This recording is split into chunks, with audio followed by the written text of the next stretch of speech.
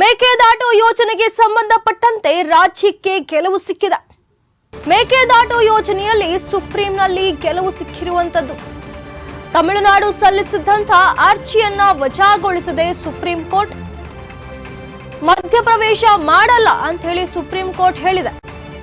ಮೇಕೆದಾಟು ಯೋಜನೆಯನ್ನ ಪ್ರಶ್ನಿಸಿ ಸಲ್ಲಿಸಿದ್ದ ಅರ್ಜಿಯನ್ನ ವಜಾಗೊಳಿಸಲಾಗಿದೆ. ಮೇಕೆದಾಟು ಯೋಜನೆಗೆ ಅಡ್ಡಗಾಲು ಹಾಕಿದ್ದಂತ ತಮಿಳುನಾಡು 7 ವರ್ಷದಿಂದ ಯೋಜನೆಗೆ ಅಡ್ಡಗಾಲು ಹಾಕಿದ್ದಂತ ತಮಿಳುನಾಡು ಈಗ ಇದಕ್ಕೆ ಸಂಬಂಧಪಟ್ಟಂತೆ ಅರ್ಜಿ ವಜಾಗೊಂಡಿದೆ. ಕಾವೇರಿ ನದಿಗೆ ಮೇಕೆದಾಟು ಅಣೆಕಟ್ಟು ನಿರ್ಮಾಣದ ಕರ್ನಾಟಕದ ಯೋಜನೆಗೆ ತಮಿಳುನಾಡು ವಿರೋಧವನ್ನ ವ್ಯಕ್ತಪಡಿಸಿತ್ತು.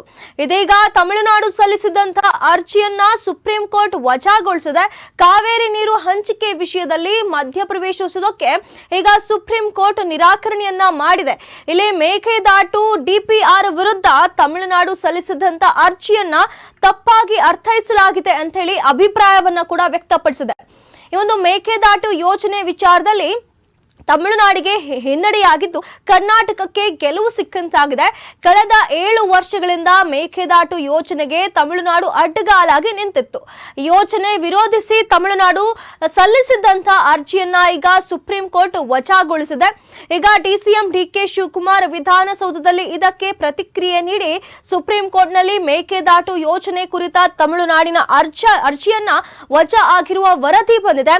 ಸಂಪೂರ್ಣ ಮಾಹಿತಿ ಬಂದ ಮೇಲೆ ಮಾತನಾಡ್ತೇನೆ ಅಂತ ಹೇಳಿ ಕೂಡ ಇವರು ಹೇಳಿದ್ದಾರೆ. ಈಗ ಕರ್ನಾಟಕಕ್ಕೆ ನ್ಯಾಯ ಸಿಕ್ಕಿದೆ ಅಂತ ಕೂಡ ಡಿಸಿಎಂ ಡಿಕೆ ಶಿವಕುಮಾರ್ ಅವರು ಹೇಳಿಕೆಯನ್ನ ನೀಡಿದ್ದಾರೆ.